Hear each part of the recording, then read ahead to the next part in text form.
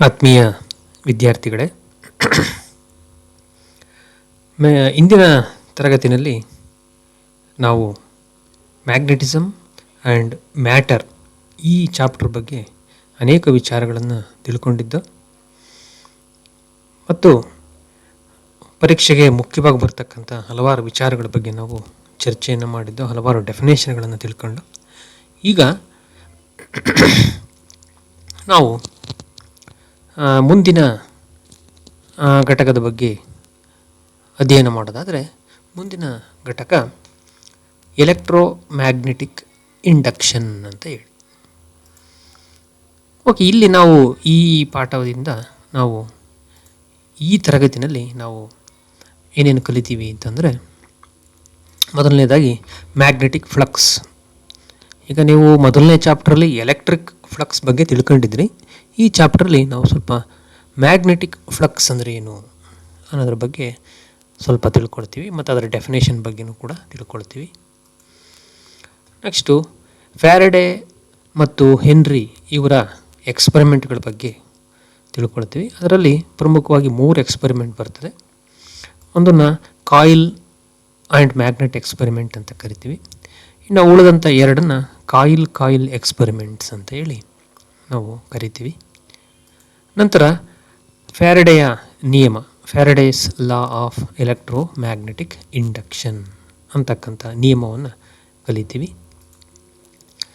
ನಂತರ electromagnetic induction ಅಂದರೆ ಏನು, ಡೆಫಿನೇಷನ್, ಇದನ್ನು ಕೂಡ ತಿಳ್ಕೊಳ್ತೀವಿ. ನಂತರ ಇದಾದಮೇಲೆ ಕೊನೆಯದಾಗಿ ಮತ್ತೊಂದು ನಿಯಮ, ಲೆನ್ಸ್ ಲಾ ಅಂತ ಹೇಳಿ, ಇಷ್ಟು ಪಾಯಿಂಟ್ಗಳ ಬಗ್ಗೆ ನಾವು ಈ ತರಗತಿಯಲ್ಲಿ ನಾವು ಕಲಿತಾ ಹೋಗ್ತೀವಿ. ಓಕೆ, ಒಂದೊಂದಾಗಿ ನಾವೀಗ ಕಲಿತಾ ಹೋಗೋಣ. Okay, all right. ಈಗ ಮೊದಲನೇದಾಗಿ ಮ್ಯಾಗ್ನೆಟಿಕ್ ಫ್ಲಕ್ಸ್. ಓಕೆ, ನಾವು ಮೊದಲನೇ ಚಾಪ್ಟ್ರಲ್ಲಿ ಎಲೆಕ್ಟ್ರಿಕ್ ಫ್ಲಕ್ಸ್ ಬಗ್ಗೆ ತಿಳ್ಕೊಂಡು, ಎಲೆಕ್ಟ್ರಿಕ್ ಫ್ಲಕ್ಸ್ ಅಂತಂದರೆ number of electric field lines passing normal through the given area are given surface ಅಂತ. ಇಲ್ಲಿ ಪದ ಅಷ್ಟೇ ಚೇಂಜು, ಮ್ಯಾಗ್ನೆಟಿಕ್ ಅಂತ. ಅಲ್ಲಿ ಎಲೆಕ್ಟ್ರಿಕ್ ಇದ್ದಾಗ ಎಲೆಕ್ಟ್ರಿಕ್ ಫೀಲ್ಡ್ ಲೈನ್ಸ್ ಬರ್ತಿತ್ತು. ಇಲ್ಲಿ ಮ್ಯಾಗ್ನೆಟಿಕ್ ಅಂತ ಇರೋದ್ರಿಂದ ಮ್ಯಾಗ್ನೆಟಿಕ್ ಫೀಲ್ಡ್ ಲೈನ್ಸ್ ಬರುತ್ತೆ ಅಷ್ಟೆ. ಹಾಗಾಗಿ ಡೆಫಿನೇಷನಲ್ಲಿ ಏನು ಹೆಚ್ಚಿನ ವ್ಯತ್ಯಾಸ ಏನಿಲ್ಲ. ಹಾಗಾಗಿ ಡೆಫಿನೇಷನ್ ನೋಡಿ, ಮ್ಯಾಗ್ನೆಟಿಕ್ ಫ್ಲಕ್ಸ್ ಅಂತಂದರೆ number of magnetic field lines passing normally through the surface. ಅಂದರೆ ಒಂದು ಸರ್ಫೇಸ್ ಮುಖಾಂತರ, ಚಿತ್ರವನ್ನು ಗಮನಿಸಿ ನಿಮಗೆ ಗೊತ್ತಾಗುತ್ತೆ. ನೋಡಿ, ಒಂದು ಸರ್ಫೇಸನ್ನು ಕೊಟ್ಟಿದ್ದೀವಿ ಇಲ್ಲಿ ನಾವು. ಯಾವ ಸರ್ಫೇಸು ಇಲ್ಲಿದೆಯಲ್ಲ, ವೈಟ್ ಕಲರು, ರೆಡ್ ಬಾರ್ಡರ್ ಇದೆಯಲ್ಲ, ಇದು. ಈ ಸರ್ಫೇಸ್ ಮುಖಾಂತರ how many lines are passing? 1 2 3 4 lines are passing through this given surface ಅಂತ. ಇಲ್ಲಿ ಮ್ಯಾಗ್ನೆಟಿಕ್ ಫೀಲ್ಡ್ ಅಂತಕ್ಕಂಥದ್ದು ವೆಕ್ಟರ್ ಕ್ವಾಂಟಿಟಿ. ಇಲ್ಲಿ ಏರಿಯಾ ಅನ್ನೋದು ಕೂಡ ವೆಕ್ಟರ್ ಕ್ವಾಂಟಿಟಿ ಆಗಿದೆ. ಆ್ಯಕ್ಚುಲಿ ನಾವು ಪ್ರಥಮ PUC ತಿಳ್ಕೊಂಡಿದ್ದು ಏನಂತ, ಏರಿಯಾ ಅನ್ನೋದು ಸ್ಕೇಲಾರ್ ಕ್ವಾಂಟಿಟಿ ಅಂತ. ಆದರೆ ಈ ಸನ್ನಿವೇಶದಲ್ಲಿ ಏರಿಯಾ ಅಂತಕ್ಕಂಥದ್ದು ಒಂದು ವೆಕ್ಟರ್ ಕ್ವಾಂಟಿಟಿ ಆಗಿದೆ. ಮತ್ತು ಅದರ ಡೈರೆಕ್ಷನ್ ಹೇಗಿರುತ್ತೆ, ಏರಿಯಾ ವೆಕ್ಟರ್ನ ಡೈರೆಕ್ಷನ್ ಹೇಗಿರುತ್ತಪ್ಪ ಅಂತ ನೋಡಿ, ಇಲ್ಲಿದೆ ಒಂದು ಆರೋ ಮಾರ್ಕ್ ಇದೆಯಲ್ಲ, ಈ ಡೈರೆಕ್ಷನ್ ಇರುತ್ತೆ. ಅಂದರೆ ನಾರ್ಮಲ್ ಟು ದಿ ಸರ್ಫೇಸ್, ಈ ಸರ್ಫೇಸಿಗೆ ನಾರ್ಮಲ್ ಆಗಿ ಅಂದರೆ 90 ಡಿಗ್ರಿ ಕೋನದಲ್ಲಿ ಇರುತ್ತೆ. ಇದು ಈ ಕಡೆಕ್ಕಾದರೂ ಇರ್ಬೋದು ಅಥವಾ ಆಪೋಸಿಟ್ ಡೈರೆಕ್ಷನಲ್ಲಾದರೂ ಇರ್ಬೋದು. ಇದನ್ನು ಎನ್ ಕ್ಯಾಪ್ ಅಂತಕ್ಕಂಥ ಅಕ್ಷರದಿಂದ ಸೂಚಿಸ್ತೀವಿ ನಾವು. ಯಾಕೆ ಇದನ್ನು ಏರಿಯಾವನ್ನು ವೆಕ್ಟರ್ ಅಂತ ಸೂಚಿಸ್ತೀವಪ್ಪ ಅಂತಂದರೆ, ನೋಡಿ, ಮ್ಯಾಗ್ನೆಟಿಕ್ ಫ್ಲಕ್ಸ್ ಅಂದರೆ ಗೊತ್ತಾಯಿತು, number of lines passing through the area. ನೋಡಿ, ಈ ಚಿತ್ರ ಗಮನಿಸಿ, 3ನೇ ಚಿತ್ರ. ಏರಿಯಾದ ಓರಿಯೆಂಟೇಷನ್ ಬದಲಾದಂಗೆ, ಓರೆಯಾದಂಗೆ ಏನಾಗ್ತದೆ, number of lines passing through that area change ಆಗುತ್ತೆ. ನೋಡಿ, ಇಲ್ಲಿ 4 ಲೈನ್ ಪಾಸ್ ಆಗ್ತಾ ಇದ್ದಾವೆ. ನೋಡಿ, ಇಲ್ಲಿ ಈ ಲೈನ್ ಇಲ್ಲ, ಪಾಸ್ ಆಗ್ತಿಲ್ಲ, ಈ 3 ಲೈನ್ ಪಾಸ್ ಆಗ್ತದೆ. ಓಕೆ, ಈ ಏರಿಯಾನ ಹಂಗೆ ಟಿಲ್ಟ್ ಮಾಡ್ತಾ 2ನೇ ಚಿತ್ರಕ್ಕೆ ಬನ್ನಿ. ಈ ಥರ ಆಗೋಗ್ಬಿಟ್ರೆ ನೋಡಿ, ನೋ ಲೈನ್ಸ್ ಆರ್ ಪಾಸಿಂಗ್. ಅಂದರೆ ಏರಿಯಾ ಚೇಂಜ್ ಆದಂಗೆ, ಅಂದರೆ ಏರಿಯಾದ ಓರಿಯೆಂಟೇಷನ್ ಚೇಂಜ್ ಆದಂಗೆ ಇಲ್ಲಿ ಮ್ಯಾಗ್ನೆಟಿಕ್ ಫ್ಲಕ್ಸ್ ಕೂಡ ಚೇಂಜ್ ಆಗುತ್ತೆ.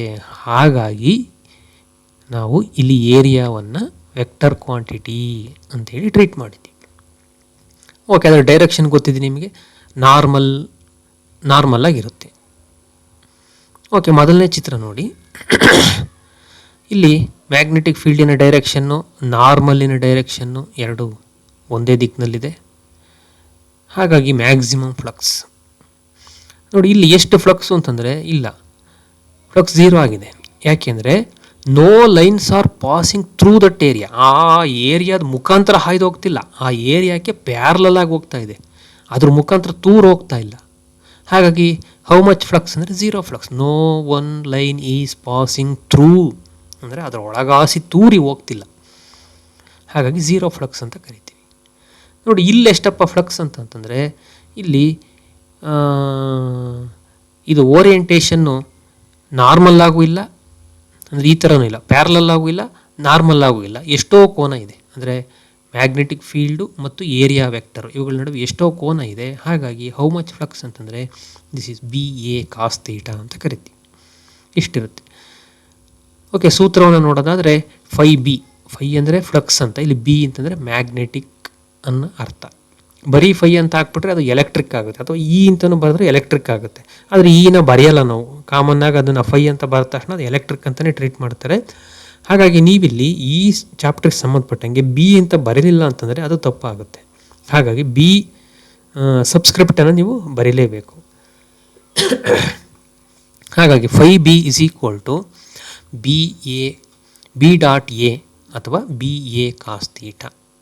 ಇಲ್ಲಿ B ಅಂತಂದರೆ ಮ್ಯಾಗ್ನೆಟಿಕ್ ಫೀಲ್ಡು, A ಅಂತಂದರೆ ಏರಿಯಾ, ಎರಡೂ ಕೂಡ ವೆಕ್ಟರ್ ಕ್ವಾಂಟಿಟಿ. ನೋಡಿ ಇಲ್ಲಿ ಇದಕ್ಕೂ ಆರ ಮಾರ್ಕ್ ಇದೆ, ಇದಕ್ಕೂ ಆರ ಮಾರ್ಕ್ ಇದೆ, ಹಾಗಾಗಿ ಎರಡೂ ಕೂಡ vector quantity.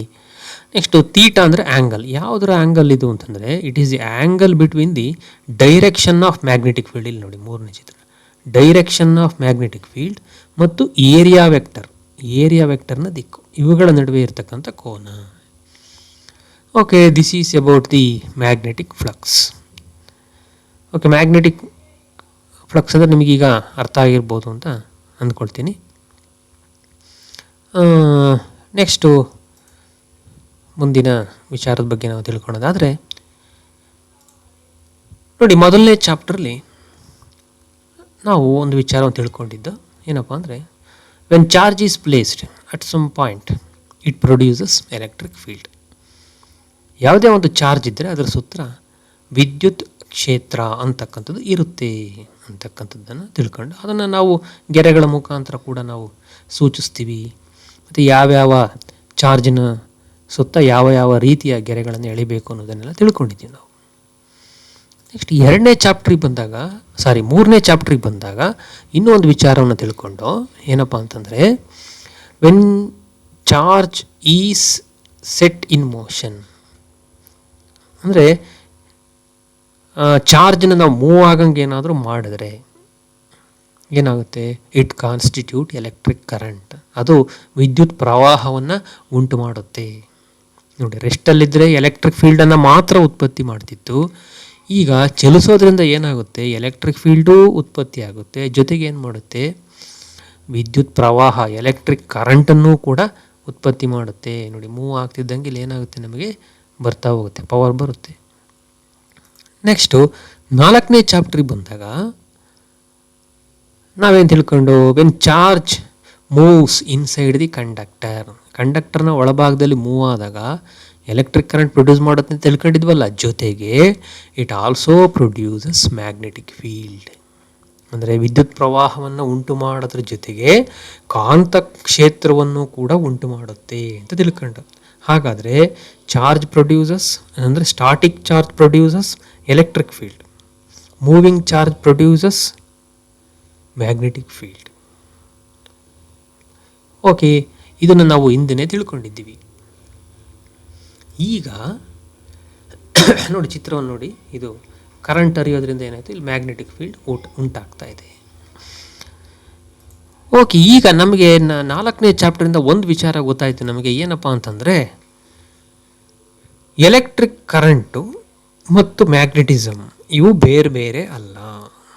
There is a very very close relation.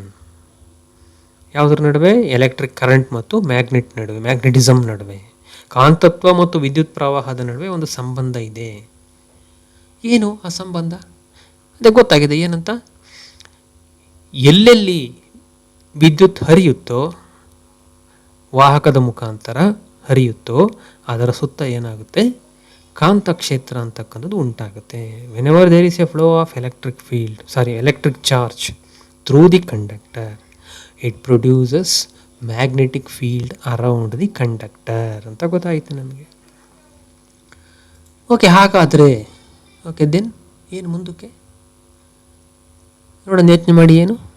ಏನು ಅಂದರೆ, can magnet or magnetic field will produce electricity ಅಂತಕ್ಕಂಥದ್ದು ಪ್ರಶ್ನೆ ಈಗ ನಮಗೆ, ಹೌದಲ್ವಾ? ಯಾಕೆಂದರೆ ಎಲೆಕ್ಟ್ರಿಸಿಟಿ ಅಂತಕ್ಕಂಥದ್ದು ಮ್ಯಾಗ್ನೆಟಿಕ್ ಫೀಲ್ಡನ್ನು ಪ್ರೊಡ್ಯೂಸ್ ಮಾಡಬಹುದಾದರೆ ಮ್ಯಾಗ್ನೆಟಿಕ್ ಫೀಲ್ಡಿಂದ ಎಲೆಕ್ಟ್ರಿಸಿಟಿನ ಪ್ರೊಡ್ಯೂಸ್ ಮಾಡಬಹುದೇ? ಯಾಕೆ ಪ್ರಪಂಚದಲ್ಲಿ ಎಲ್ಲ ಕಡೆನೂ ಸಿಮೆಟ್ರಿ ಇದೆ, ಹಾಗಾದರೆ ಇಲ್ಲೂ ಕೂಡ ಯಾಕಿರಬಾರ್ದು?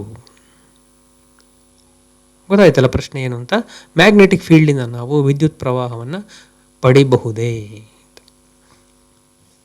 ಓಕೆ, ಪಡಿಬಹುದೇ ಇಲ್ವೇ ಅನ್ನೋದಕ್ಕೆ ಏನು ಮಾಡ್ತಾನೆ, ಒಬ್ಬ ವಿಜ್ಞಾನಿ ಆನ್ಸರನ್ನು ಮಾಡ್ತಾನೆ, ಉತ್ತರವನ್ನು ಕೊಡ್ತಾನೆ. ಯಾರಪ್ಪ ಅವನು ಅಂತಂದರೆ ಮೈಕಲ್ ಫ್ಯಾರಡೆ ಅಂತಕ್ಕಂಥ. ಆ ಮೈಕಲ್ ಫ್ಯಾರಡೆ ಅಂತಕ್ಕಂಥನು ಏನು ಉತ್ತರವನ್ನು ಕೊಡ್ತಾನೆ? ಆಗುತ್ತೆ ಅಂತ ಕೊಡ್ತಾನ, ಆಗಲ್ಲ ಅಂತ ಕೊಡ್ತಾನ? ಎಸ್, ವಿ ಕ್ಯಾನ್ ಪ್ರೊಡ್ಯೂಸ್, ಏನಂತ ಕೊಡ್ತಾನೆ ಉತ್ತರವನ್ನು? We can produce electricity. ಯಾವುದರಿಂದ? ಮ್ಯಾಗ್ನೆಟಿಕ್ ಫೀಲ್ಡಿಂದ ಪ್ರೊಡ್ಯೂಸ್ ಮಾಡ್ಬೋದು ನಾವು. ಓಕೆ, ಇಷ್ಟಕ್ಕೆ ಖುಷಿಯಾಗಿಲ್ಲ ನಾವು. ಯಾಕೆ? ನೆಕ್ಸ್ಟ್ ಮುಂದೊಂದು ಪ್ರಶ್ನೆ ಇದೆ ನಮಗೆ. ಏನಂತ? The next question is how do you produce electricity by using magnetic field ಅಂತ. ಓಕೆ, ಈ ಪ್ರಶ್ನೆಗೆ ಅವನ ಉತ್ತರವನ್ನು ಕೊಟ್ಟು ಜೊತೆಗೆ ಹೌ ಅಂತಕ್ಕಂಥ ಪ್ರಶ್ನೆಗೂ ಕೂಡ ಅವನೇ ಏನು ಮಾಡ್ತಾನೆ, ಉತ್ತರವನ್ನು ಕೊಡ್ತಾನೆ.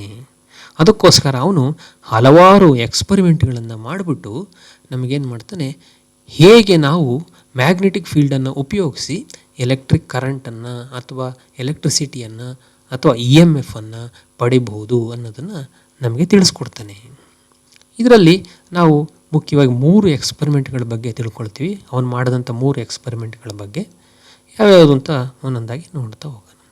ಮೊದಲನೇ ಎಕ್ಸ್ಪರಿಮೆಂಟು ಕಾಯಿಲ್ ಮ್ಯಾಗ್ನೆಟ್ ಎಕ್ಸ್ಪರಿಮೆಂಟ್ ಅಂತ ಕರಿತೀವಿ. ಓಕೆ, ಇಲ್ಲೇನಿರುತ್ತೆ, ಕಾಯಿಲ್ ಮ್ಯಾಗ್ನೆಟ್ ಎಕ್ಸ್ಪರಿಮೆಂಟ್ ಅಂದರೆ ಒಂದು ಕಾಯಿಲ್ ಇರುತ್ತೆ, ಇನ್ನೊಂದು ಮ್ಯಾಗ್ನೆಟ್ ಇರುತ್ತೆ. ಓಕೆ, ಈಗ ಚಿತ್ರವನ್ನು ಗಮನಿಸಿ ನೋಡಿ. When bar magnet NS is moved towards the coil, the galvanometer shows deflection. ಒಂದನೇದು ನೋಡಿ, ಇಲ್ಲಿ ಚಿತ್ರವನ್ನು ಗಮನಿಸಿ. ಈಗ ನೋಡಿ, ಮುಂದಕ್ಕೆ ಹೋದಾಗ ಇಲ್ಲಿ ಡಿಫ್ಲೆಕ್ಷನ್ ತೋರಿಸ್ತು. ನೆಕ್ಸ್ಟ್ ಎರಡನೇದಾಗಿ, no deflection is observed when the magnet is at rest. Magnet ರೆಸ್ಟಲ್ಲಿದ್ದಾಗ ಡಿಫ್ಲೆಕ್ಷನ್ ಇಲ್ಲ. ನೋಡಿ, ಒಳಗಡೆ ಹೋಗಿದೆ, ನೋಡಿ ಡಿಫ್ಲೆಕ್ಷನ್ ಇಲ್ಲ, no movement, no current. Next, the galvanometer shows an opposite deflection when the magnet is moved away. ನೋಡಿ, ಈಗ ಒಳಗಡೆ ಹೋಗಿದೆ, ನೋಡಿ ಹೊರಗಡೆ ಬಂತು, ಆದರೆ ಡಿಫ್ಲೆಕ್ಷನ್ ಏನಾಯಿತು, ಆಪೋಸಿಟ್ ಡೈರೆಕ್ಷನಲ್ಲಿತ್ತು. ನೋಡಿ, ಈಗ ಚಿತ್ರವನ್ನು ನೋಡಿ. ಮೊದಲು ಓಕೆ, ಈ ಕಡೆ ಡೈರೆಕ್ಷನ್ನಲ್ಲಿದೆ, ಒಳಗಡೆ ಹೋದ್ಮೇಲೆ ಮೂಮೆಂಟ್ ಇಲ್ಲ, ನೋ ಕರೆಂಟ್. ನೆಕ್ಸ್ಟ್ ಹೊರಗಡೆ ಬಂದಾಗ deflection in the opposite direction. Okay, this is the experiment done by Michael Faraday. Next, the galvanometer shows same effect if the coil moves and the magnet stationary. ಈಗ ನಾವೇನು ಮಾಡೋದು, ಇಲ್ಲಿ ನಾವು ಮ್ಯಾಗ್ನೆಟನ್ನು move ಮಾಡ್ತಾ ಇದ್ದೀವಿ, ಕಾಯಿಲನ್ನು stationery ಆಗಿಟ್ಟಿದ್ದೀವಿ. ಆದರೆ ನೀವು ಹೀಗೆ ಮಾಡಬೇಕು ಅಂತೇನಿಲ್ಲ. ಮ್ಯಾಗ್ನೆಟನ್ನು ಸ್ಟೇಷನರಿ ಆಗಿಟ್ಟು ಕಾಯಿಲನ್ನು ಮುಂದಕ್ಕೆ ಅಥವಾ ಹಿಂದಕ್ಕೆ ಚಲಿಸಂಗೆ ಮಾಡಿದ್ರೂ ಕೂಡ ಇದೇ ಪರಿಣಾಮ ಉಂಟಾಗುತ್ತೆ. ಮತ್ತು ಇನ್ನೂ ಒಂದು ಅಂಶ ಏನಪ್ಪ ಅಂತಂದರೆ, if the relative motion is brought about faster, ಅಂದರೆ ಈ ಮೂಮೆಂಟ್ ಅಂದರೆ ಮುಂದಕ್ಕೆ ಹೋಗೋದು ಮತ್ತು ಹಿಂದಕ್ಕೆ ಬರೋದು, ಈ ಮೂಮೆಂಟು ಜಾಸ್ತಿ ಆದಂಗೆ ಡಿಫ್ಲೆಕ್ಷನ್ನು ಕೂಡ ಜಾಸ್ತಿ ಆಗುತ್ತೆ. ಇದನ್ನು ಮೈಕಲ್ ಫ್ಯಾರಡೆ ಅಂತಕ್ಕಂಥವ್ರು ಏನು ಮಾಡಿದ್ರು, ಅಬ್ಸರ್ವ್ ಮಾಡಿದ್ರು.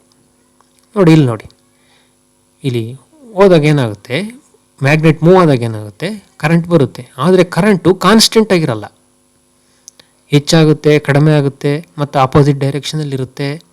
ಓಕೆ, ಈ ರೀತಿ ಎಲ್ಲ ಆಗುತ್ತೆ. ಕೆಲವು ಸಂದರ್ಭದಲ್ಲಿ ಕರೆಂಟೇ ಇರಲ್ಲ. ಯಾವಾಗ ಅಂದರೆ ಇವೆರಡರ ನಡುವೆ ಚಲನೆ ಇಲ್ಲ ಅಂದಾಗ, ಅಯಸ್ಕಾಂತ ಮತ್ತು ಈ ಕಾಯಿಲ್ ಇದೆಯಲ್ಲ, ಇವುಗಳ ನಡುವೆ ಚಲನೆ ಇಲ್ಲ ಅಂತಂದಾಗ ಯಾವ ಕಾರಣಕ್ಕೂ ಕರೆಂಟ್ ಇರಲ್ಲ. ಅಂದರೆ ಇವೆರಡರ ನಡುವೆ ಏನಾಗಬೇಕು, ಚಲನೆ ಇದ್ದಾಗ ಮಾತ್ರ ಏನಾಗುತ್ತೆ, ಕರೆಂಟ್ ಬರುತ್ತೆ. ಓಕೆ, ಇದರ ಕನ್ಕ್ಲೂಷನನ್ನು ನೋಡೋದಾದರೆ, ಎ ರಿಲೇಟಿವ್ ಮೋಷನ್ ಅಂತಂದರೆ with respect to coil the magnet has to move, or with respect to coil the magnet has to move. ಅಂದರೆ ಕಾಯಿಲ್ ಸ್ಟೇಷನರಿ ಆಗಿದ್ದು ಮ್ಯಾಗ್ನೆಟ್ ಆದರೂ ಮೂವ್ ಆಗಬೇಕು, ಅಥವಾ ಮ್ಯಾಗ್ನೆಟ್ ಸ್ಟೇಷನರಿ ಆಗಿದ್ದು ಕಾಯಿಲ್ ಆದರೂ ಮೂವ್ ಆಗಬೇಕು. ಈ ರೀತಿ ಇದ್ದರೆ ಅದನ್ನು ರಿಲೇಟಿವ್ ಮೋಷನ್ ಅಂತ ಕರಿತೀವಿ. A relative motion between a magnet and a coil induces an EMF. Okay, ಒಂದು ವೋಲ್ಟೇಜನ್ನು ಕ್ರಿಯೇಟ್ ಮಾಡುತ್ತೆ, ಪೊಟೆನ್ಷಿಯಲ್ ಡಿಫ್ರೆನ್ಸನ್ನು ಕ್ರಿಯೇಟ್ ಮಾಡುತ್ತೆ. ಒಂದು ವೇಳೆ ನಾವೇನಾದರೂ ಒಂದು ಕ್ಲೋಸ್ಡ್ ಸರ್ಕ್ಯೂಟನ್ನು ಮಾಡಿದ್ದೇ ಆದರೆ ಏನಾಗುತ್ತೆ, ಕರೆಂಟು ಕೂಡ ಹರಿಯುತ್ತೆ ಅಂತಕ್ಕಂಥದ್ದು ಇದರ ಒಂದು ತೀರ್ಮಾನ ಆಯಿತು. ನೆಕ್ಸ್ಟು ಎರಡನೇ ಎಕ್ಸ್ಪೆರಿಮೆಂಟ್ ಬಗ್ಗೆ ಏನು ಮಾಡ್ತಾರೆ ಅಂತ ತಿಳ್ಕೊಳ್ಳೋಣ. ಓಕೆ, ಇಲ್ಲಿ ಎರಡನೇ ಎಕ್ಸ್ಪೆರಿಮೆಂಟು ಕಾಯಿಲ್ ಎಕ್ಸ್ಪೆರಿಮೆಂಟ್ ಅಂತ. ಓಕೆ, ಮೊದಲನೇದೇನಾಗಿತ್ತು, ಕಾಯಿಲ್ಲು, ಇಲ್ಲಿ ಮ್ಯಾಗ್ನೆಟ್ ಇತ್ತು. ಈಗೇನು ಮಾಡಿದ್ದೀವಿ, ಇಲ್ಲಿ ಮ್ಯಾಗ್ನೆಟ್ ಬದಲಿಗೆ ಇನ್ನೊಂದು ಕಾಯಿಲನ್ನೇ ಇಟ್ಟಿದ್ದೀವಿ ಅಷ್ಟೇ, ಇನ್ನೇನಿಲ್ಲ. ಓಕೆ, ಇಲ್ಲಿ ನೋಡಿ, ಇದು ಕಾಯಿಲ್ಲು C1 ಅಂತಕ್ಕಂಥದ್ದು ಕಾಯಿಲ್ಲು. ಇದಕ್ಕೇನು ಮಾಡಿದ್ದೀವಿ ನಾವು, ಗ್ಯಾಲನೋಮೀಟರ್ನ ಕನೆಕ್ಟ್ ಮಾಡಿದ್ದೀವಿ. C2 ಅನ್ನೋದು ಒಂದು ಕಾಯಿಲ್ಲು, ಇದಕ್ಕೇನು ಮಾಡಿದ್ದೀವಿ, ಬ್ಯಾಟ್ರಿ ಕನೆಕ್ಟ್ ಮಾಡಿದ್ದೀವಿ. ಓಕೆ, ಅಂದರೆ bar magnet is replaced by coil 2. ಇಲ್ಲಿ C1 ಹಾಗೇ ಇದೆ, ಕಾಯಿಲ್ ಹಾಗೇ ಇದೆ, ಒಂದು ಕಾಯಿಲ್ ಹಾಗೆ ಇಟ್ಟಿದ್ದೀವಿ ಈ ಕಾಯಿಲ್ನ. ಇಲ್ಲಿ ಎರಡನೇದು ನಾವು ಮ್ಯಾಗ್ನೆಟ್ ಇಡೋ ಬದಲು ಜಾಗದಲ್ಲಿ ಏನು ಮಾಡಿದ್ದೀವಿ, ಕಾಯಿಲನ್ನು ಇಟ್ಟಿದ್ದೀವಿ. ಆದರೆ ಈ ಕಾಯಿಲ್ಗೆ ಈ ಕಾಯಿಲ್ ಮುಖಾಂತರ ಕರೆಂಟನ್ನು ಹರಿಸ್ತಾ ಇದ್ದೀವಿ. ಯಾಕೆ ಹೀಗೆ ಮಾಡ್ತಾ ಇದ್ದೀವಿ ಅಂತಂದರೆ, ಈ ಕಾಯಿಲ್ ಮುಖಾಂತರ ನೋಡಿ, ಈ ಕಾಯಿಲ್ ಮುಖಾಂತರ ಕರೆಂಟ್ ಹರಿದಾಗ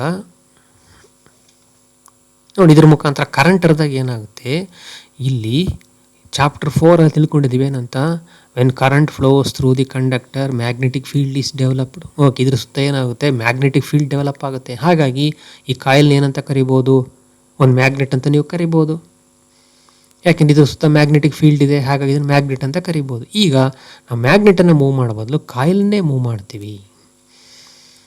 ಓಕೆ, ಈ C2 ಕಾಯಿಲನ್ನು ಮೂವ್ ಮಾಡಿದಾಗ once again there is a deflection in the galvanometer of the coil C1.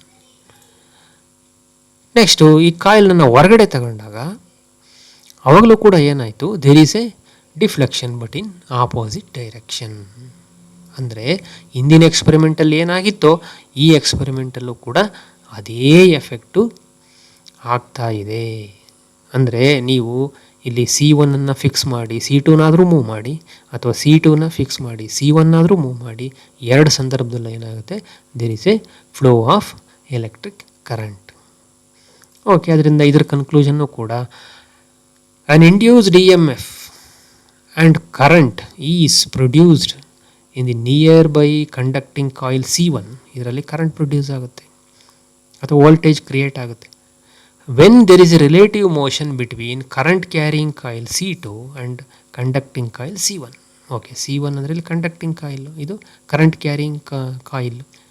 ಇವೆರಡರ ನಡುವೆ ರಿಲೇಟಿವ್ ಮೋಷನ್ ಉಂಟಾದಾಗ ಈಗಲೂ ಕೂಡ ಏನಾಗುತ್ತೆ, ಕರೆಂಟು ಹರಿಯುತ್ತೆ ಅಥವಾ ಪೊಟೆನ್ಷಿಯಲ್ಲು ಕ್ರಿಯೇಟ್ ಆಗುತ್ತೆ, EMF ಇಂಡ್ಯೂಸ್ ಆಗುತ್ತೆ ಅಂತಕ್ಕಂಥದ್ದು. ನೆಕ್ಸ್ಟು ಮೂರನೇ ಎಕ್ಸ್ಪೆರಿಮೆಂಟಿಗೆ ಬಂದಾಗ ಇದು ಕೂಡ ಕಾಯಿಲ್ ಎಕ್ಸ್ಪೆರಿಮೆಂಟೇ. ಆದರೆ ಇಲ್ಲೇನು ಮಾಡಿರ್ತೀವಿ, ಎರಡು ಕಾಯಿಲ್ನ ತೊಗೊಂಡಿರ್ತೀವಿ, ಎರಡು ಕಾಯಿಲನ್ನು ಎರಡನ್ನೂ ರೆಸ್ಟಲ್ಲೇ ಇಟ್ಟಿರ್ತೀವಿ. ಕಾಯಿಲ್ A ಅಂತ ಒಂದಿದೆ, ಕಾಯಿಲ್ B ಅಂತ ಒಂದಿದೆ. They are placed coaxially. ಹೇಗಿರಿ, ಏನೇನು ಅರೇಂಜ್ಮೆಂಟ್ ಇದೆಯಪ್ಪ ಅಂತಂದರೆ ನೋಡಿ, ಒಂದನ್ನು ಗ್ಯಾಲೋನೋಮೀಟ್ರಿಗೆ ಕನೆಕ್ಟ್ ಮಾಡಿದ್ವಿ ಇಲ್ಲಿ ನೋಡಿ, ಇನ್ನೊಂದನ್ನು ಬ್ಯಾಟ್ರಿಗೆ ಕನೆಕ್ಟ್ ಮಾಡಿದ್ವಿ. ಆದರೆ ಎರಡನ್ನೂ ಮೂವ್ ಮಾಡಲ್ಲ, ಇಲ್ಲಿ ಮೂವ್ಮೆಂಟ್ ಇಲ್ಲ. ಹಾಗಾದರೆ ಹೇಗೆ ಇಲ್ಲಿ ಎಕ್ಸ್ಪೆರಿಮೆಂಟಲ್ಲಿ ಕರೆಂಟ್ ಉತ್ಪತ್ತಿ ಆಗುತ್ತೆ ಈ ಎಕ್ಸ್ಪೆರಿಮೆಂಟಲ್ಲಿ ಅಂತಂದರೆ, when key is pressed the galvanometer shows deflection and returns to 0.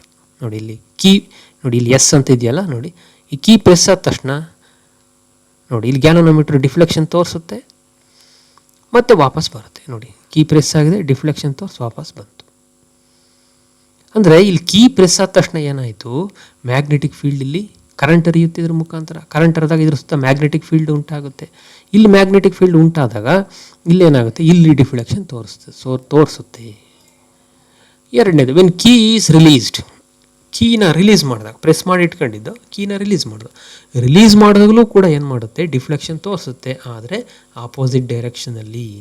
ಇಲ್ಲಿ ಕಾಯಿಲ್ಗಳನ್ನು ನಾವು ಮೂವ್ ಮಾಡ್ತಿಲ್ಲ, ಏನು ಮಾಡ್ತಾ ಇದ್ದೀವಿ, ಕರೆಂಟ್ ಆನ್ ಆ್ಯಂಡ್ ಆಫ್ ಮಾಡ್ತಾ ಇದ್ದೀವಿ. ಹಾಗಾದರೆ ಕರೆಂಟನ್ನು ಆನ್ ಆ್ಯಂಡ್ ಆಫ್ ಮಾಡೋದ್ರಿಂದ ಏನಾಗ್ತಾ ಇದೆ, ಕರೆಂಟ್ ಹರಿದಾಗ ಮ್ಯಾಗ್ನೆಟಿಕ್ ಫೀಲ್ಡ್ ಕ್ರಿಯೇಟ್ ಆಗುತ್ತೆ, ಕರೆಂಟ್ ಇಲ್ದಾಗ ಮ್ಯಾಗ್ನೆಟಿಕ್ ಫೀಲ್ಡು ಝೀರೋ ಆಗುತ್ತೆ. ಅಂದರೆ ಏನಾಗುತ್ತೆ, ಮ್ಯಾಗ್ನೆಟಿಕ್ ಫೀಲ್ಡ್ ಏನಾಗ್ತಾ ಇದೆ, ಚೇಂಜ್ ಆಗ್ತಾ ಇದೆ. Next, when key is kept pressed continuously, no deflection in the galvanometer. ನೀವು ಹಾಗೆ ಪ್ರೆಸ್ ಮಾಡಿ ಹಾಗೇ ಇಟ್ಕೊಂಡಿದ್ರೆ, ಕರೆಂಟನ್ನು ಹರಿಸ್ತಾನೇ ಇದ್ದರೆ ಡಿಫ್ಲೆಕ್ಷನ್ ಇಲ್ಲ. ಅಂದರೆ ನೀವೇನು ಮಾಡಬೇಕು, ಕರೆಂಟ್ ಹರಿಸ್ಬೇಕು, ಕರೆಂಟ್ ಹರಿದಂಗೆ ಮಾಡಬೇಕು. ಅಂದರೆ ಆನ್ ಆ್ಯಂಡ್ ಆಫ್ ಮಾಡಬೇಕು, on or off, on or off ಹಿಂಗೆ ಮಾಡಬೇಕು. ಬರೀ ಆನಲ್ಲಿದ್ದರೆ ನೋ ಡಿಫ್ಲೆಕ್ಷನ್, ಬರೀ ಆಫಲ್ಲಿದ್ದರೆ ಅವಾಗಲೂ no deflection. On and off ಆಗ್ತಾ ಇದ್ರೆ ಮಾತ್ರ ಡಿಫ್ಲೆಕ್ಷನ್ನು ಆಗ್ತಾ ಇರ್ತದೆ. If key is closed and relative motion is caused between A and B, there is a deflection. ಅಂದ್ರೇನು, ಇನ್ನೊಂದು ಪಾಯಿಂಟ್ ಇನ್ನೀಗಿಲ್ಲಿ, ಒಂದು ವೇಳೆ ನೀವು ಆನ್ ಮಾಡಿ ಇಟ್ಕೊಂಡಿದ್ರೆ ಡಿಫ್ಲೆಕ್ಷನ್ ಇಲ್ಲ ಅಂತ ಹೇಳಿದ್ದೆ. ಒಂದು ವೇಳೆ ಉಂಟಾಗಬೇಕು ಅಂದರೆ ಏನು ಮಾಡಬೇಕು, ಕಾಯಿಲ್ಗಳನ್ನು ಮೂವ್ ಮಾಡಬೇಕು. ಮೂವ್ ಮಾಡ್ಬೇಕಾದ್ರೆ ಏನು ಮಾಡಬೇಕು, ಎರಡು ಕಾಯಿಲ್ನ ಮೂವ್ ಮಾಡ್ಬೋದು, ಯಾವ್ದಾದ್ರು ಒಂದು ಕಾಯಿಲ್ನ ಮೂವ್ ಮಾಡಬೇಕು. ಅಂದರೆ there must be a relative motion between A ಮತ್ತು B. If the current is steady, A and B are stationary, no deflection. Current steady ಇದ್ದರೆ, ಸ್ಟಡಿ ಅಂದರೆ ಸೇಮ್ ಕರೆಂಟ್, ಯೂನಿಫಾರ್ಮ್ ಕರೆಂಟ್ ಒಂದೇ ಥರ ಇದ್ದರೆ ಆವಾಗಲೂ ಡಿಫ್ಲೆಕ್ಷನ್ ಇಲ್ಲ. ಅಂದರೆ ಏನಾಗಬೇಕು, ಕರೆಂಟಲ್ಲೂ ಮತ್ತು ವೇರಿಯೇಷನ್ ಆಗಬೇಕು. ಯಾಕೆ, ಕರೆಂಟಲ್ಲಿ ವೇರಿಯೇಷನ್ ಆದಾಗ ಏನಾಗುತ್ತೆ, ಮ್ಯಾಗ್ನೆಟಿಕ್ ಫೀಲ್ಡ್ ವೇರಿಯೇಷನ್ ಆಗುತ್ತೆ. ಅಂದರೆ ಮ್ಯಾಗ್ನೆಟಿಕ್ ಫ್ಲಕ್ಸ್ ಚೇಂಜ್ ಆಗುತ್ತೆ. ಫ್ಲಕ್ಸ್ ಅಂತಂದರೆ ನಂಬರ್ ಆಫ್ ಫೀಲ್ಡ್ ಲೈನ್ಸ್, ಅಂದರೆ magnetic field lines passing through the coil ಏನಾಗುತ್ತೆ, ಚೇಂಜ್ ಆಗುತ್ತೆ. ಅದು ಚೇಂಜ್ ಆದಾಗ ಮಾತ್ರ ಡಿಫ್ಲೆಕ್ಷನ್ನು ತೋರಿಸುತ್ತೆ. ಓಕೆ, ಈ ಡಿಫ್ಲೆಕ್ಷನನ್ನು ನಾವೇನು ಮಾಡ್ಬೋದು, ಇನ್ಕ್ರೀಸ್ ಮಾಡ್ಬೋದು. ಹೇಗೆ, ಇದರೊಳಗಡೆ ಒಂದು ಐರನ್ ರಾಡನ್ನು ಇಡೋದ್ರ ಮುಖಾಂತರ ಏನು ಮಾಡ್ಬೋದು, ನಾವು ಡಿಫ್ಲೆಕ್ಷನನ್ನು ಕೂಡ ಜಾಸ್ತಿ ಕೂಡ ಮಾಡಬಹುದು. ನೋಡಿ ಈ ಚಿತ್ರವನ್ನು ಗಮನಿಸಿ, ಇಲ್ಲಿ ಮ್ಯಾಗ್ನೆಟಿಕ್ ಫೀಲ್ಡ್ ವೇರಿಯೇಷನ್ ಆಗಬೇಕು. ಇಲ್ಲಿ ಮ್ಯಾಗ್ನೆಟಿಕ್ ಫೀಲ್ಡ್ ವೇರಿಯೇಷನ್ ಆಗಬೇಕು ಅಂದರೆ ಕರೆಂಟ್ ಎಂಥದ್ದು ಇರಬೇಕು, ಕರೆಂಟು ಕೂಡ ವೇರಿಯೇಷನ್ ಆಗಬೇಕು. ಇಲ್ಲಿ ನೋಡಿ ಈ ಥರ current maximum minimum maximum minimum wave ಥರ ಕೊಟ್ಟಿದೆ ನೋಡಿ. ಈ ಥರ ಕರೆಂಟು ಹೆಚ್ಚು ಕಡಿಮೆ ಆದರೆ, ಅಂದರೆ ಹೆಚ್ಚು ಅಂದರೆ ಮ್ಯಾಕ್ಸಿಮಮ್, ಕಡಿಮೆ ಅಂದರೆ ಮಿನಿಮಮ್, ಮ್ಯಾಕ್ಸಿಮಮ್ ಮಿನಿಮಮ್ ಆಗ್ತಾ ಹೋದಾಗ ಮ್ಯಾಗ್ನೆಟಿಕ್ ಫೀಲ್ಡು ಕೂಡ ಏನಾಗುತ್ತೆ, ಮ್ಯಾಕ್ಸಿಮಮ್ ಮಿನಿಮಮ್ ಆಗ್ತಾ ಹೋಗುತ್ತೆ. ಆ ಸಂದರ್ಭದಲ್ಲಿ ಮಾತ್ರ ಪಕ್ಕದ ಕಾಯಿಲಲ್ಲಿ ಕರೆಂಟ್ ಹರಿಯುತ್ತೆ. ಇವೆರಡರ ನಡುವೆ ಯಾವುದೇ ಕಾಂಟ್ಯಾಕ್ಟ್ ಇಲ್ಲ, ಆದರೂ ಕೂಡ ಇದರಲ್ಲಿ ಕರೆಂಟ್ ಹರಿಯುತ್ತೆ. ಇಲ್ಲಿ ಲ್ಯಾಂಪು ಆನ್ ಆಗುತ್ತೆ. ಹಾಗಾಗಿ ನಾವು ಈ ಒಂದು ಎಕ್ಸ್ಪೆರಿಮೆಂಟಿಂದ ನಾವು ಏನು ತೀರ್ಮಾನ ಮಾಡ್ಬೋದು ಅಂದರೆ, the coils have no relative motion yet changing current in the coil will induce the EMF. ಮೊದಲನೇ ಎರಡು ಎಕ್ಸ್ಪೆರಿಮೆಂಟಲ್ಲಿ ರಿಲೇಟಿವ್ ಮೋಷನ್ ಇತ್ತು. ಈ ಎಕ್ಸ್ಪೆರಿಮೆಂಟಲ್ಲಿ ರಿಲೇಟಿವ್ ಮೋಷನ್ ಇಲ್ಲ ಅಂದ್ರೂ ಕೂಡ ನಾವೇನು ಮಾಡ್ಬೋದು, ಡಿಫ್ಲೆಕ್ಷನ್ ಬರೋ ಹಾಗೆ ಮಾಡ್ಬೋದು. ಹೇಗೆ ಅಂದರೆ ಕರೆಂಟನ್ನು ವೇರಿ ಮಾಡೋದ್ರಿಂದ, ಕರೆಂಟನ್ನು ಬದಲಾವಣೆ ಮಾಡೋದ್ರಿಂದ. ಓಕೆ, ಈಗ 3 ಎಕ್ಸ್ಪೆರಿಮೆಂಟ್ಗಳು ನಮಗೆ ಗೊತ್ತಾಯಿತು. ಈಗ 3 ಎಕ್ಸ್ಪೆರಿಮೆಂಟ್ಗಳಿಂದ ನಮಗೆ ತಿಳಿದು ಬಂದಂಥ ವಿಚಾರ ಏನಪ್ಪ ಅಂದರೆ, we can produce electricity by using magnetic field ಅಂತ ಒಂದು ವಿಚಾರ ಗೊತ್ತಾಯಿತು. ಎರಡನೇದಾಗಿ, ಎಲೆಕ್ಟ್ರಿಸಿಟಿ ಪ್ರೊಡ್ಯೂಸ್ ಆಗಬೇಕು ಅಂತಂದರೆ ನಾವು ಮ್ಯಾಗ್ನೆಟ್ಟು ಮತ್ತು ಕಾಯಿಲ್ಲು ಅಥವಾ ಕಾಯಿಲ್ಲು ಮತ್ತು ಕಾಯಿಲ್ಲು ಇವುಗಳ ನಡುವೆ ಏನಾಗಬೇಕು, ರಿಲೇಟಿವ್ ಮೋಷನ್ ಇರಬೇಕು. ಯಾಕೆ ಅಂದರೆ ರಿಲೇಟಿವ್ ಮೋಷನ್ ಉಂಟಾದಾಗ ಏನಾಗುತ್ತಪ್ಪ ಅಂದರೆ ಮ್ಯಾಗ್ನೆಟಿಕ್ ಫೀಲ್ಡು ಚೇಂಜ್ ಆಗುತ್ತೆ. ಹತ್ರಕ್ಕೆ ಬಂದಾಗ, ಅಂದರೆ ಮ್ಯಾಗ್ನೆಟನ್ನು ಹತ್ರಕ್ಕೆ ತಂದಾಗ ಮ್ಯಾಗ್ನೆಟಿಕ್ ಫೀಲ್ಡ್ ಹೆಚ್ಚಾಗುತ್ತೆ ಕಾಯಿಲ್ ಹತ್ರ. ಮ್ಯಾಗ್ನೆಟನ್ನು ದೂರ ತಗೊಂಡೋದಾಗ ಮ್ಯಾಗ್ನೆಟಿಕ್ ಫೀಲ್ಡ್ ಕಡಿಮೆ ಆಗುತ್ತೆ, ಎಲ್ಲಿ, ಕಾಯಿಲ್ ಹತ್ರ. ಅದೇ ರೀತಿ ಎಲೆಕ್ಟ್ರಿಸಿಟಿನ ವೇರಿಯೇಷನ್ ಮಾಡೋದ್ರ ಮುಖಾಂತರ, ಎಲೆಕ್ಟ್ರಿಸಿಟಿಯನ್ನು ಅಂದರೆ ಕರೆಂಟನ್ನು ನಾವು ಹೆಚ್ಚು ಕಡಿಮೆ ಮಾಡೋದ್ರಿಂದ ಏನಾಗುತ್ತೆ, ಮ್ಯಾಗ್ನೆಟಿಕ್ ಫೀಲ್ಡ್ ಚೇಂಜ್ ಆಗುತ್ತೆ. ಮ್ಯಾಗ್ನೆಟಿಕ್ ಫೀಲ್ಡ್ ಚೇಂಜ್ ಮಾಡೋದ್ರಿಂದ ನಾವೇನು ಮಾಡ್ಬೋದು, ಎಲೆಕ್ಟ್ರಿಸಿಟಿಯನ್ನು ಉತ್ಪತ್ತಿ ಮಾಡಬಹುದು ಅಂತಕ್ಕಂಥ ಕನ್ಕ್ಲೂಷನಿಗೆ ನಾವು ಬಂದು. ಓಕೆ, ಈ ಎಲ್ಲ ಕನ್ಕ್ಲೂಷನ್ಗಳನ್ನು ನೋಡಿ ಮೈಕಲ್ ಫ್ಯಾರಡೆ ಏನು ಮಾಡ್ತಾರೆ, ಒಂದು ಸ್ಟೇಟ್ಮೆಂಟನ್ನು ಕೊಡ್ತಾರೆ. ಎಲ್ಲವೂ ಇದೆ ಇದರಲ್ಲಿ. ಅಂದರೆ ಆ 3 ಎಕ್ಸ್ಪೆರಿಮೆಂಟಿಂದ ಏನು ಕನ್ಕ್ಲೂಷನ್ ಬಂದಿತ್ತೋ all the conclusion is expressed in the form of law, ಒಂದು statement. That statement or law is called as Faraday's law of electromagnetic induction ಅಂತ ಕರೀತಾರೆ. ಓಕೆ, ನಿಯಮ ಏನು ಹೇಳುತ್ತೆ? The magnitude of induced EMF is directly proportional to the rate of change of magnetic flux linked with the coil. ಅಂದರೆ ಏನಾಗಬೇಕು, magnetic field change ಆಗಬೇಕು. Magnetic field ಎಷ್ಟು ಫಾಸ್ಟಾಗಿ ಚೇಂಜ್ ಆಗುತ್ತೋ ಅಷ್ಟು ಫಾಸ್ಟಾಗಿ ಏನಾಗುತ್ತೆ, EMF ಡೆವಲಪ್ ಆಗುತ್ತೆ. ನೋಡಿ ಚಿತ್ರದಲ್ಲಿ ಗಮನಿಸಿ, ಇಲ್ಲಿ ಸ್ವಲ್ಪ ಫಾಸ್ಟ್ ಆಗೋದಾಗ ಏನಾಗುತ್ತೆ, ಇಲ್ಲಿ ವೇರಿಯೇಷನ್ ಫಾಸ್ಟಾಗಿ ಆಗ್ತಾ ಇದೆ. ನೋಡಿ ಇಲ್ಲಿ ಗಮನಿಸಿ, ಇಲ್ಲೂ ಆಗ್ತಾ ಇದೆ, ಅದರ ನಿಧಾನ ನೋಡಿ, ಇಲ್ಲಿ ಬೇಗ ಬೇಗ ಆಗ್ತಾ ಇದೆ, ಇಲ್ಲಿ ನಿಧಾನಕ್ಕೆ ಆಗ್ತಾ ಇದೆ. ಅಂದರೆ ಬರೀ ಮ್ಯಾಗ್ನೆಟಿಕ್ ಫೀಲ್ಡ್ ಇದ್ದರೆ ಕರೆಂಟ್ ಉತ್ಪತ್ತಿ ಆಗಲ್ಲ. ಆ ಕರೆಂಟ್ ಉತ್ಪತ್ತಿ ಆಗಬೇಕು ಅಂದರೆ ಏನನ್ನು ಅವಲಂಬಿಸಿರುತ್ತೆ, it depends on rate of change of magnetic flux. Magnetic flux ಅಂದರೆ ಈಗಾಗಲೇ ತಿಳ್ಕೊಂಡಿದ್ದೀವಿ ನಾವು, number of lines passing through some given area. ಇಲ್ಲಿ ಯಾವುದು ಅಂದರೆ ಆ ಸರ್ಫೇಸ್ ಯಾವುದು ಅಂದರೆ ಕಾಯಿಲ್ ಇಲ್ಲಿ. ಹಾಗಾಗಿ magnetic flux, magnetic field lines coil ಮುಖಾಂತರ ಎಷ್ಟು ಪಾಸ್ ಆಗ್ತಾ ಇದ್ದಾವೆ ಅಥವಾ ಪಾಸ್ ಆಗ್ತಕ್ಕಂಥ ಪ್ರಮಾಣ ಹೇಗೆ ಎಷ್ಟು ಯಾವ ರೀತಿಯಲ್ಲಿ ಬದಲಾವಣೆ ಆಗ್ತಾ ಇದೆ, rate of change of magnetic flux, ಅದರ ಮೇಲೆ EMF ಡಿಪೆಂಡ್ ಆಗಿರುತ್ತೆ ಅಂತಕ್ಕಂಥದ್ದು ಇದರ ಅರ್ಥ. Okay, from Faraday's law we can write like this: E is equal to, EMF is equal to phi2 minus phi1, ಅಂದರೆ change in magnetic flux divided by change in time. Okay, ಇಲ್ಲಿ ನಾವು ಈ ಸಿಂಬಲನ್ನು, proportionality ಸಿಂಬಲನ್ನು ತೆಗೆದ್ರೆ ಒಂದು ಕಾನ್ಸ್ಟೆಂಟನ್ನು ಹಾಕ್ಕೊಳ್ತೀವಿ. ಇಲ್ಲಿ K ಅಂತಕ್ಕಂಥ ಒಂದು ಕಾನ್ಸ್ಟೆಂಟನ್ನು ಹಾಕ್ಕೊಂಡಿದ್ದೀವಿ. SI ಸಿಸ್ಟಮಲ್ಲಿ for simplicity we will put the value of K is equal to 1 ಅಂತ ಇಟ್ಟಾಗ ಫೈನಲಿ ನಮಗೇನಾಗುತ್ತೆ, ಈ ಥರ E is equal to minus phi2 minus phi1 ಅಂದರೆ ಚೇಂಜ್ ಇನ್ ಮ್ಯಾಗ್ನೆಟಿಕ್ ಫ್ಲಕ್ಸ್ ಅಂತ, d∅ ಅಂತ ಕರಿತೀವಿ. Change in time dt. Okay, ಅಲ್ಲಿಗೆ E is equal to d∅ by dt. EMF is directly proportional to rate of change of magnetic flux. Okay, ಇಲ್ಲಿ minus ಸಿಂಬಲನ್ನು ನಾವು ಸೂಚಿಸಿದ್ವಿ. ಆ minus symbol ಯಾಕೆ ಅಂತ ನಾವು ಮುಂದೆ ತಿಳ್ಕೊಳ್ತೀವಿ. ಓಕೆ, ಈಗ ನಾವು ಎಲೆಕ್ಟ್ರೋಮ್ಯಾಗ್ನೆಟಿಕ್ ಇಂಡಕ್ಷನ್ ಅಂದರೆ ಏನು ಅಂತಕ್ಕಂಥ ಡೆಫಿನೇಷನ್ ಬರೋಣ. ಏನು ಹಾಗಾದರೆ, the phenomenon in which electric current is generated in the closed coil by varying magnetic fields is called electromagnetic induction. ಹಾಗಾದರೆ ಎಲೆಕ್ಟ್ರೋಮ್ಯಾಗ್ನೆಟಿಕ್ ಇಂಡಕ್ಷನ್ ಅಂದರೆ ಏನೂ ಇಲ್ಲ, ಏನು, the generation of current in the coil, the production of electric current in the coil. How, ಹೇಗೆ generate ಮಾಡ್ತೀರಾ? By varying magnetic fields. Magnetic ಫೀಲ್ಡನ್ನು ಬದಲಾಯಿಸುವುದರಿಂದ ನಾವೇನು ಮಾಡ್ತೀವಿ, ಕಾಯಿಲ್ನಲ್ಲಿ ಕರೆಂಟನ್ನು ಉತ್ಪತ್ತಿಯಾಗುವಂತೆ ಮಾಡ್ತೀವಿ. ಗೊತ್ತಾಯ್ತಾ? ಒಂದು ಕಾಯಿಲ್ಗೆ ಸಂಬಂಧಪಟ್ಟಂಥ ಮ್ಯಾಗ್ನೆಟಿಕ್ ಫೀಲ್ಡ್ ಬದಲಾವಣೆ ಆಗೋದ್ರಿಂದ ಆ ಕಾಯಿಲ್ನಲ್ಲಿ EMF ಇಂಡ್ಯೂಸ್ ಆಗುತ್ತೆ. ಅಥವಾ ಅದು ಕ್ಲೋಸ್ಡ್ ಸರ್ಕ್ಯೂಟ್ ಆಗಿದ್ದರೆ ಅದರಲ್ಲಿ ಕರೆಂಟ್ ಹರಿಯುತ್ತೆ. ಈ ವಿದ್ಯಮಾನವನ್ನು ನಾವೇನಂತ ಕರಿತೀವಿ, ಎಲೆಕ್ಟ್ರೋಮ್ಯಾಗ್ನೆಟಿಕ್ ಇಂಡಕ್ಷನ್, ವಿದ್ಯುತ್ ಕಾಂತೀಯ ಪ್ರೇರಣೆ. ಅಂದರೆ ಕಾಂತದ ಪ್ರೇರಣೆಯಿಂದ ವಿದ್ಯುತ್ ಉಂಟಾಗಿರ್ತಕ್ಕಂಥದ್ದು. ಅಂದರೆ ಇದನ್ನು ವಿದ್ಯುತ್ತನ್ನು ಪ್ರೇರಿತ ವಿದ್ಯುತ್ ಅಂತ ಕರಿತೀವಿ. ಕಾಂತಕ್ಷೇತ್ರದ ಬದಲಾವಣೆಯಿಂದ, ಅಂದರೆ ಅದರ ಬದಲಾವಣೆ ಆಗೋದ್ರಿಂದ ಕರೆಂಟ್ ಉತ್ಪತ್ತಿ ಆಗಿದೆ. ಆ ಕರೆಂಟನ್ನು ಪ್ರೇರಿತ ವಿದ್ಯುತ್ ಅಂತ ಕರೆಯೋದ್ರಿಂದ ಇದನ್ನು ವಿದ್ಯುತ್ ಕಾಂತೀಯ ಪ್ರೇರಣೆ, ಎಲೆಕ್ಟ್ರೋಮ್ಯಾಗ್ನೆಟಿಕ್ ಇಂಡಕ್ಷನ್.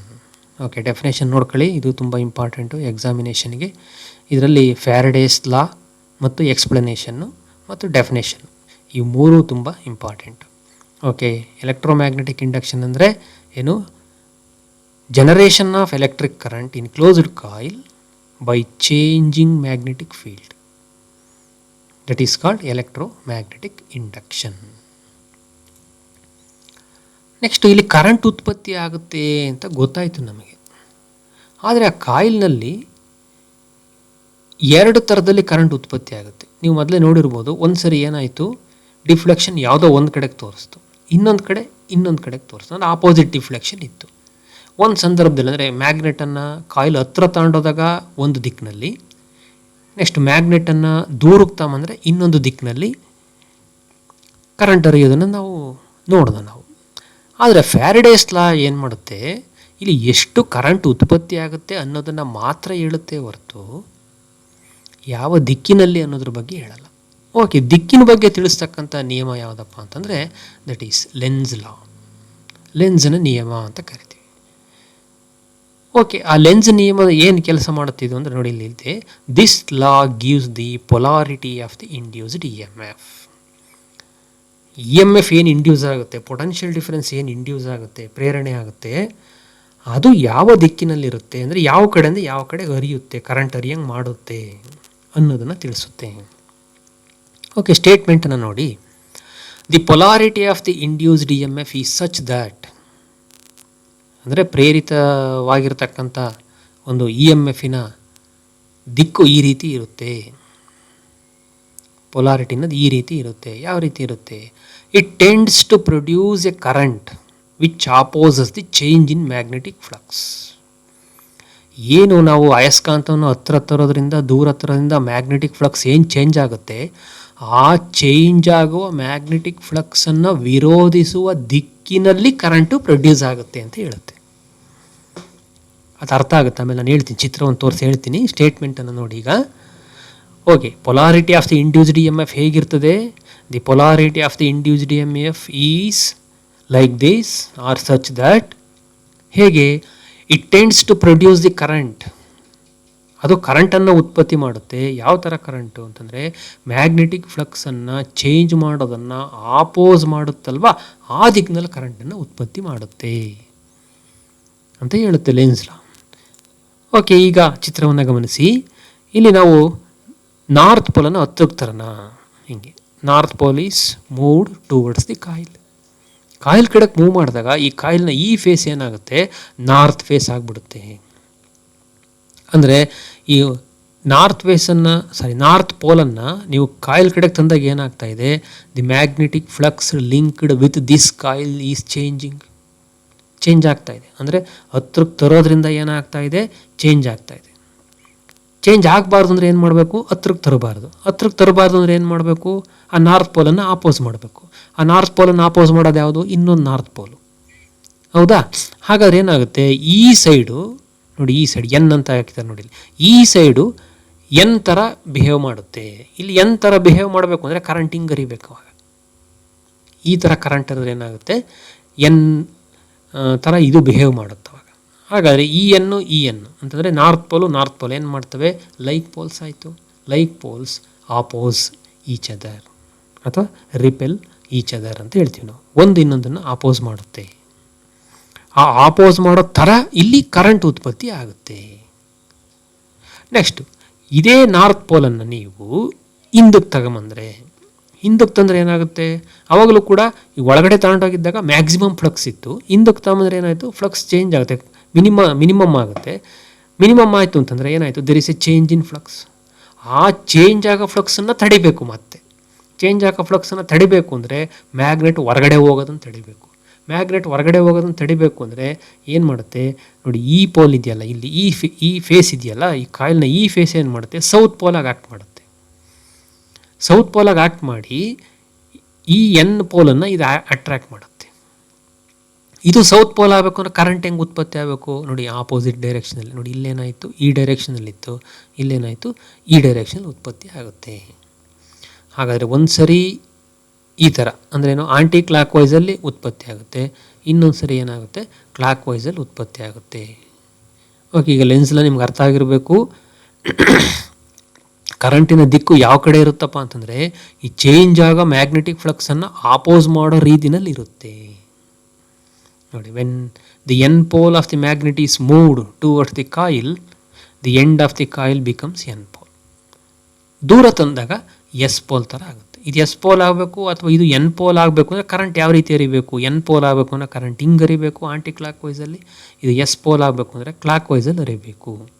ಅಂದರೆ ಕರೆಂಟಿನ ದಿಕ್ಕು ಈ ರೀತಿ ಇರುತ್ತೆ ಅಂತ ಹೇಳುತ್ತೆ. ಓಕೆ, ಇಲ್ಲಿ ಎರಡನೇ ಚಿತ್ರವನ್ನು ಗಮನಿಸಿ. ಇಲ್ಲಿ ಅದೇ ಥರ ಇದು ಕೂಡ ಎನ್ ಪೋಲನ್ನು ಹತ್ರಕ್ಕೆ ತಂದಾಗ ಕರೆಂಟ್ ಏನಾಯಿತು? ಈ ರೀತಿ ಆಂಟಿ ಕ್ಲಾಕ್ ವೈಸ್ ಈ ಡೈರೆಕ್ಷನಲ್ಲಿ ಆಯಿತು. ನೆಕ್ಸ್ಟು ಇದನ್ನು ಹಿಂದಕ್ಕೆ ತಂದಾಗ ಏನಾಯಿತು? ನೆಕ್ಸ್ಟು ಕ್ಲಾಕ್ ವೈಸ್ ಡೈರೆಕ್ಷನಲ್ಲಿ ಇರುತ್ತೆ. Okay, lens law is in accordance with the law of conservation of energy. ಇಲ್ಲಿ ಎನರ್ಜಿನೂ ಕೂಡ ಕನ್ಸರ್ವ್ ಆಗುತ್ತೆ.